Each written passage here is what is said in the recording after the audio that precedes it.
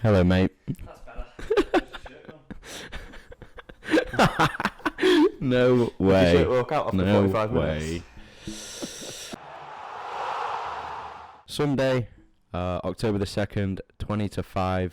This is the post-match reaction to the Manchester derby. I've actually got the pleasure of us doing today's episode with both a City fan and Callum is our resident United fan, as we all know. Do you want to introduce yourself for us, please? So I'm Will. If you couldn't tell by the enormous smile, I've just seen my team win the derby 6-3. So, you know, I've had worse days. He's buzzing. This is his mood right now is quite the contrast to Callum. Callum, how are we doing? 6-3. 6-3. Yeah. 4-0 at half time. Dear God. It's quite deflating, to be honest. I mean, I'm disappointed about the 3. I can't imagine you're feeling about the 6. Like, the 3 goals mean nothing at the end of the day. It was a couple of mistakes from a City team that could have switched off after 45 One of them was an minutes. absolute worldie, by the way. Anthony's goal was superb.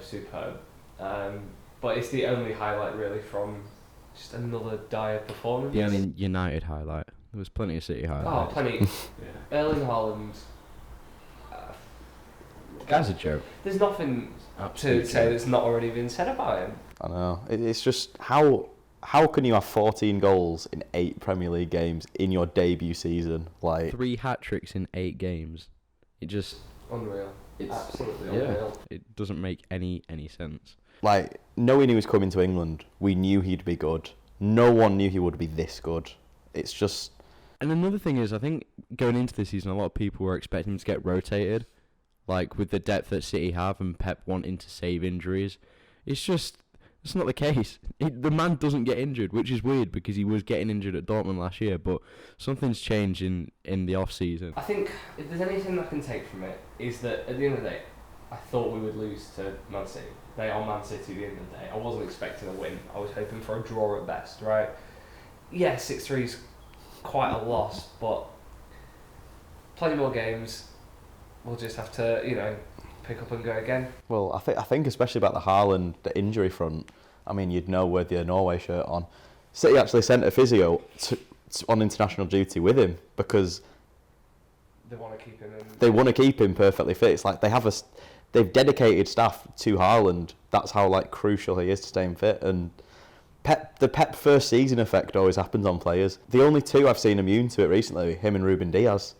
Just the instant impact on the whole of the rest of the team. I think that can be applied to Manuel Akanji as well. I mean, you were singing his praises the entire game, and I was kind of like, slow down. It's only like his second or third game, but even today he looked impressive, and he's not even a big name. He's known, but he's not, he's not a Van Dijk. He's not like a De Ligt or a Thiago Silva. He was fairly under the radar before he came to City. And I think the price tag as well, 15 million for him. That's nothing in today's market. I was really sceptical when we signed him. I thought for the price, it is a no-brainer, but I wasn't a fan of him at Dortmund. I thought he was so error-prone. Their defence last season was absolutely dreadful. I was gonna say, I think that's just something that comes with the Bundesliga style of football. Because I watched quite a bit of it last year, and it's so end-to-end. There's no break. The defence don't really have that time to compose themselves, because as soon as they get rid of an attack, they have another one coming straight back at them. And I'll admit, Dortmund used to make mistakes all the time. That was how they conceded most of their goals. But he does look a very strong player now.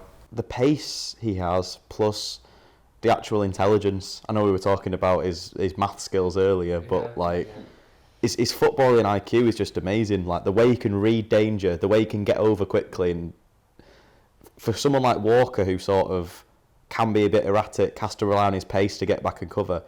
He's the perfect addition on that right-hand side. There was a moment in the game where I think he lost the 50-50, or he did make an error.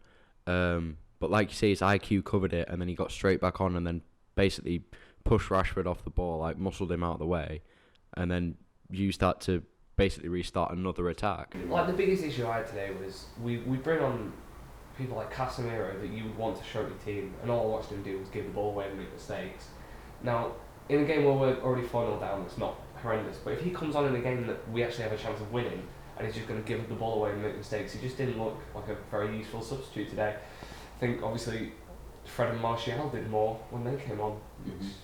The thing is, given their history, is not something I expected to say. So we'll get to your team in a minute because we're going to do a little recap of the game week. But the last person we speak about is Phil Foden. Phil Foden. He was unreal today, and you pointed out the way he plays coming off that right. If you want to talk about yeah, that. I think we're finally getting to see him in his best position. We've seen him cover all sort of aspects of the front three. He's played as a 9 last season when we didn't have anyone to play striker. He's played off the left. Once or twice he's played a bit deeper in the middle. But that right-hand side, the game that comes to mind other than this was the one against Liverpool that we won, I think, 4-0. 4-1. Yeah, 4-1. 4-1, yeah. And he just completely terrorised that defence that day. And that's why I think he's got to start on the right for City every game. The problem is the lack of depth on the left is the one thing that is a bit. So who's there on the left? It's Jack Grealish Yeah. on his own. Right, I mean, okay. for the Phil Foden's first goal, he started all the way out on the right, cut the ball all the way to the middle, passed it out to the left, and then got back in the middle for it. And obviously Ericsson didn't pick him up, but it's still fantastic movement. Yeah, I think him as a wide player as well, it gives him more of a licence to ghost in like that, especially with someone like Haaland capturing all the defenders' attention.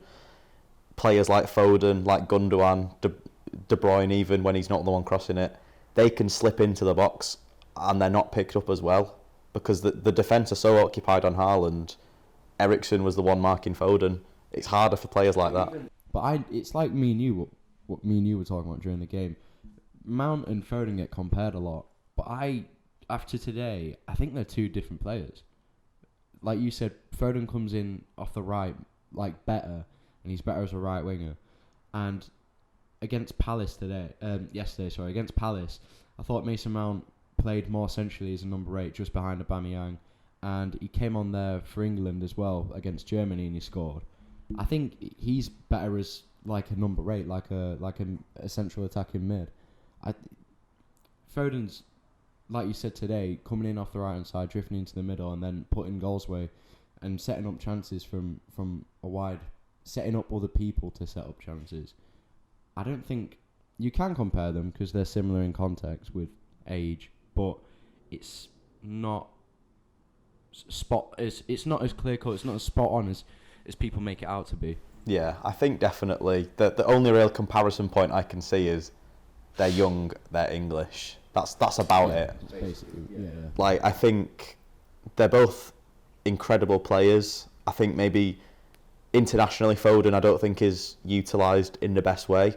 Club-wise, I don't think Thomas Tuchel used Mount in the right way, playing him on the right at all. But I think definitely under Graham Potter, you'll get to see Mount play more where he should. Move on to Graham Potter's first game in charge. 3 points. Bad start again with an early goal from Odsonne Edouard. Thiago Silva should have been sent off, but a couple of really lovely goals. Hang on, let's get an opinion on that. And then obviously Conor Gallagher's finish. It's one of them ones, isn't it? If I'm not a Chelsea fan, I'm going to be saying, yeah, he'll be sent off. But I think even as a Chelsea fan, he should be admitting that is one of the worst decisions in the Premier League this season. That's saying something. We've had a few this season. Not really saying a lot because bad decisions get thrown around every single week.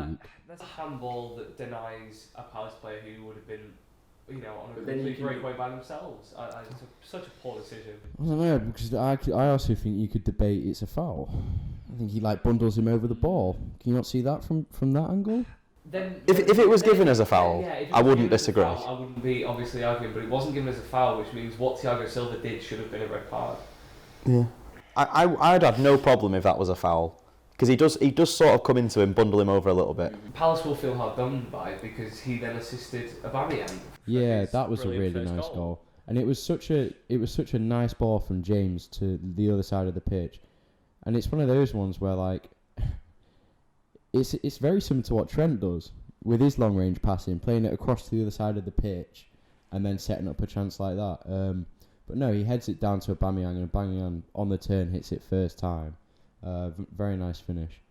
And then the second goal, a 90th minute stunner from Conor Gallagher. I said this to a few people. I don't know how he stayed so composed to not celebrate, because a goal like that in the last minute. I think it just speaks to his mindset. Obviously, he's had to overcome a lot of critics since going back to Chelsea because he wasn't. I don't think he was going to be that first name on the team sheet every week like he was going to be at Palace. But with a goal like that and a new manager, I think he could very fast become just a regular starter for Chelsea. I think under Tuchel it was hard because I don't think he fit Tuchel's system, but under Potter things could change and I think he might have a place, but time will tell. It's still difficult to see what we're playing. I noticed it was like a 4-2-3-1 with like, 3-8s, 1 and then a Kovacic, Jorginho pivot, but only time will tell until it's settled in stone how we decide to set up. I think definitely the change in manager will benefit him because yeah. under Thomas Tuchel, the 1 or 2 chances he got, I remember him getting a red card quite early on in one of the games, and it almost blotted his copybook in front of his manager. And like having that fresh start and that new person to impress, that's extra motivation. Like scored the winner today. He's got some really, really good players to compete against that midfield, but he knows his ability, and it speaks a lot about the player that he didn't celebrate. Should we go into North London Derby? North London Derby. Arsenal have proven themselves against a strong competitor again. They absolutely blew Spurs away. Spurs never really looked like they were in the game at all. Obviously, the only goal they got was the Harry Kane penalty. Yeah. I'm really impressed. I think Gabriel Jesus. I know it was a bundled goal, but he's still there. He's still playing. He's exactly what Arsenal were missing. Just someone to be in the box and just bundle the ball in. I'm going to play devil's advocate. I'm from both teams, Spurs and Arsenal. I don't want this to sound like bias, but I'm not 100% sold on either of them. Resident Chelsea fan. Yeah, because, hear me out. Arsenal have had a really easy schedule. The only tough games they've played are Spurs, which I'll get onto in a minute, and Man United, which they lost 3-1. Spurs as well they've started off pretty well, but they shouldn't have drew against Chelsea. They should have lost that game. I think they got very lucky with a point there, and they also lost yesterday 3-1, like unconvincingly. So I'm starting to think like, what is the true level of both of them? It's just been a funny start to the season. Other than, no one's had the perfect start to the season. Obviously, you would expect City to come out and blaze away, but they've had 2 points dropped at Newcastle really in their mind, where they drew 3-3. Not many clean sheets either. No. Then look at Liverpool. They've drawn 3-3 this week, but they've also lost to Manchester United, and they've also had a poor start to the season.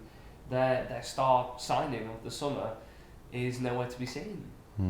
I think it's hard to predict how the season's been going so far. It's literally a roller coaster. It changes every week. I do agree with the Arsenal and Tottenham, what you said. Like, Arsenal, a lot more convincing. They've got a lot more free-flowing attackers. Saka, Martinelli. What an incredible season for him. Yeah, he's been superb so far. Gabriel Jesus, the contrast of him with Lacazette last season, absolutely incredible. I'm so happy to see him finally get to be the main striker in a team and show what he can do. But I think as we get further into the season, it's the midfield and the defence that worry me a bit for Arsenal, and the cover. Yeah, because if Partey or Xhaka get injured, I don't think the quality of the replacement is as good. I think if Partey himself gets injured, because Xhaka is finally getting to play as more of an 8 and less of a holding midfielder, which obviously we saw how many bad seasons he's had playing in that role. Him at Mönchengladbach, he always had the freedom to get forward a bit more and show what he can do attacking wise. If Partey gets injured, he loses that stability. There's no balance then, is there? Exactly. Both Xhaka and Partey there, at least they're playing well because they've both got goals yesterday. Obviously, Partey's goal was incredible. Good for goals. Can we then jump to the Newcastle game if we want to talk about goals? Because Conor Gallagher's is the second best goal this weekend. Miguel No debate in that. He's going to take the top spot, I think. An absolutely superb assist from Guimaraes, and then just a gorgeous finish outside the left foot. Could have had a hat-trick as well. I don't even think he meant it either. Did you see his celebration? He looked really confused. I think he's confused what it's like to score a goal. 2 in 52 before that. Well, the last one he scored was with his crotch against City, wasn't it? Mm-hmm. So yeah, but no, it was a lovely finish and another great result for Newcastle. against a weakened form side, missing Mitrovic from the 30th minute and a red card as well. That's going to be. I'm deep in it now, and that's going to be bad for Fulham because he's their go-to. Hopefully, it's just a minor injury, but I don't know. It could be bad for them. Let's talk about Liverpool then. Yeah, Liverpool 3-3. Trent's not very good, is he? Well, you mentioned James's passing ability compared to Trent's. Should we compare James's defensive abilities with Trent's? Trent What was is there even a awful. comparison there? I Trent mean, was awful. I mean, on the topic of that, James was locking up Zaha yesterday. Forced him to switch wings. Yeah. And he was not happy on Instagram about it. He was a little bit rattled. But then you got Trent on the other hand, who's just kind of like letting Trossard have a free pass. Trossard ran all over him. I know. It wasn't 3 tap-ins, it was 3 very decent goals that he just worked to get the position on. He made the Liverpool defence look a little bit stupid. Yeah, it's not just Trent. I've noticed Van Dijk as well. On very the third poor. goal, like Yeah. he goes to clear the ball, but he just misses it completely. We've It's spoken about like, this before, his defensive aura, where he just used to defend with Vibes. some weird spirit energy seems to have worn off now. And it's Well, not really going well for him. I've had several Liverpool fans say to me they don't understand how Van Dijk hasn't been dropped based on this form. You've got Matip. Because who have you got in the background? You've got Joe Gomez. yeah, but is Kanate still injured? Yeah, at the moment. I think if that was the case, if he wasn't injured, I think that might possibly be the case. I 'cause- Yeah. because it's Van Dijk at the end of the day. The main But there's guy. got to be a point. There's got to be a line that Klopp goes, look, I need to change something. It's even in the it was either the pre or the post match conference that he was still defending Trent, talking about, if he couldn't defend, I wouldn't play him. He's still world class. Oh, it was before the game, I believe. Yeah. Oh, that's even funnier then. Yeah. But it's just surely it must get to a point where he has to himself admit, I'm doing something wrong. I need to change something. Yeah. I'd like to highlight Firmino as well, because I think obviously with bringing Nunes in, that everyone was like, Darwin Nunes is going to be the next big thing, and he hasn't. Firmino's really stepped up. He scored some really vital goals for Liverpool so far this season, and getting 2 against Brighton yesterday, I think he's just shown that he's still got a bit of class left in him. Yeah. It's the competition. I think this is what Trent needs. He needs a quality right back to step in through the door and give him a kick for his place, because you've got Joe Gomez. He's worked at Manchester United when Tellez came in. Luke Shaw had the best season he'd had in a Man United. Exactly. I saw it with Kyle Walker. Yeah. Had a very poor start to the season we signed Cancelo. Soon as Cancelo was signed, he couldn't get in at right back because Walker was absolutely insane. That I think that's half the logic behind signing Calvin Phillips, surely, just to kind of make Rodri play even better than he is. But Rodri, by doing that, by replacing Fernandinho, but Rodri's been insane. Even without him today, just showed, you won 6-3, but you let 3 goals in. Yeah. And I think with him, that probably wouldn't have been the case. It probably would have been 6-0. And that's the slight worry with Calvin Phillips. Because he's so injury prone. Very injury prone player, and those games when Rodri's out, is Phillips going to be fit for them at all? It's a hard one, because I think Phillips, in terms of the level of players in that position we could have got, we got Calvin Phillips for a decent price. I'd say so, yeah.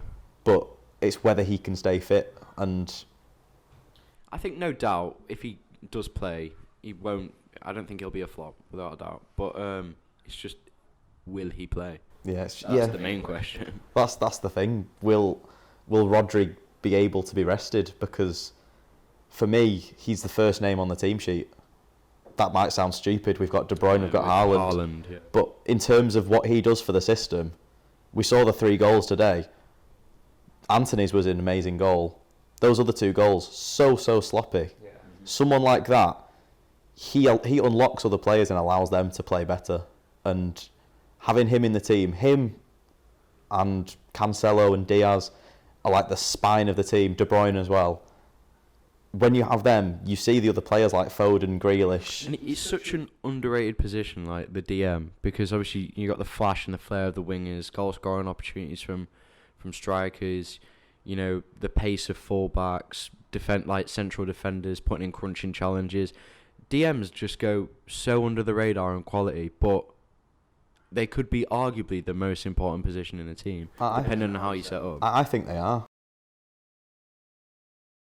let's talk about Everton Southampton. A little win for Everton, but I really want to highlight Joe Aribo, who's been superb for Southampton. Another goal. I really wish he was playing at a club that were a little bit better. Maybe that could be the case next season If Cornet from Burnley to West Ham, maybe if Joe Aribo goes Southampton into a West Ham and Newcastle, something like that, because he's But then- superb. You've got the same risk of Cornet. He's When- not taken off yet at West Ham, but He's been barely getting played, that's why. Cornet, I want him to, but yeah. I think Aribo's been superb. I think if Southampton go down, that would be the case. Because I did have them going down. I'm still not entirely 100% convinced.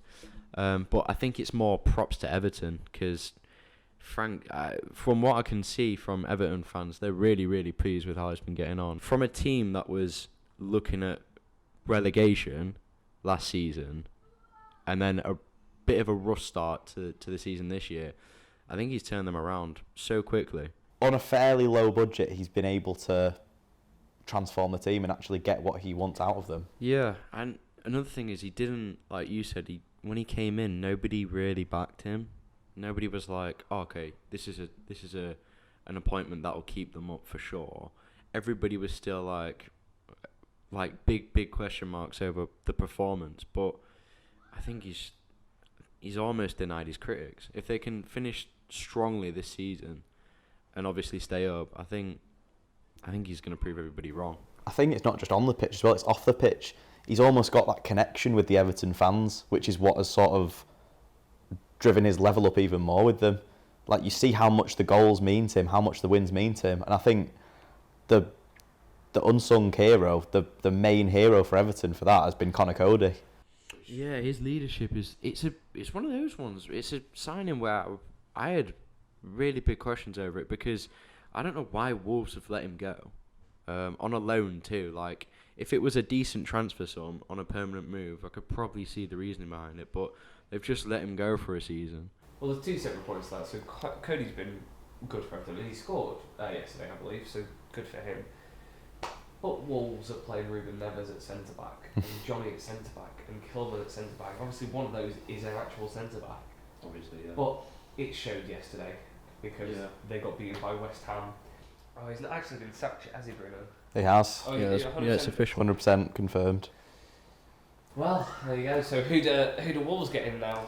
Hang on. There's one man on everyone's lips. Say it with me. Sean Dyche. He's got to be. If no one else will bring him back to the Premier League, who will? To be honest, Wolves kind of suit his style of play, don't they? Yeah. With there's not enough English players, I think. Oh no, sorry. Yeah, he's gonna have to learn Portuguese all the time. But yeah, that's really all the interesting games for the weekend. 0-0 draw between Bournemouth and Brentford. That's a missed opportunity for Brentford to beat a team that. And then we all saw the Ivan Toney header. Yeah. And Leeds versus Villa is currently in the 36th minute with no goals. So. Anything else you want to talk about? We can talk about England really quick if you want. Yeah. Do you want to talk about how bad England are? Yeah. How long have you got? Where do we start? Cameron's got another 30-minute recording time. It's just a joke at this point. I think we finally found Southgate is out of his depth. I'm just confused because it's the same players that played superbly in the Euros, and yet something's changed. We're not clicking. We're not playing the same football. I think, me personally, I was going to wear my England shirt today just because I wanted to back the boys. I feel like there's a lot of negativity in I was going to say the fan base, but in the country. We're a very glass half empty country. But I just think, like, he does it to himself. Why take these players, give them opportunities? Tony, Tomori, like James Ward-Prowse. And why stick to a system that doesn't suit them, or even a system that would suit them, but still play the same players that have been putting on bad performances in England shirts? It doesn't make much sense to me. I don't get what you risk when you change it up. Like, everybody knows how pointless and meaningless Nations League games are. It's not a secret. So why not change it? Why not go to a back four? Why not put Ramsdale in net? Why not start Tomori, James Ward-Prowse, Tammy Abraham, Ivan Toney? Just like just change it a little bit, see what happens. It's frustrating as well, because you see these little glimpses of the team that we saw in the Euros. When we got it to 3-2 against Germany, I was actually sat there thinking, wow, we've actually done something all right here. Maybe, the other games that we've just lost, like, what was it, 4 or 5 in a row? Mm-hmm. Maybe they were just a bad patch. We might be back on. And then it takes us 5 minutes for someone to make a mistake and for Germany to score an equaliser. I think it's just the perils of international management, really. Like, you have a good run in a major tournament, everyone's buying waistcoats and saying you should be knighted. You have a few bad games, you're out the door. But I think the frustrating thing is we all know the system doesn't work. There are ways to make it work. I think definitely he has the players to make this system, as boring as it can be, work. But that being said, I think the reason, and I think this is personal, but the reason why he plays said system is because he wants to keep playing his favourites. He wants to keep playing Maguire. He wants to keep playing Shaw. Like, players that aren't performing well at a club level, he wants to keep them safe in a system that works for them, rather than just changing it and using players that have been playing really well and doing something different. That's the thing that annoyed me the most. He came in saying, I'm going to pick players on form, not reputation. No one's too big to get dropped. But Rashford didn't get picked. Sancho didn't get picked. It just doesn't make any sense. So, if Southgate goes, who do you bring in? Say it with me. Sean Dyche.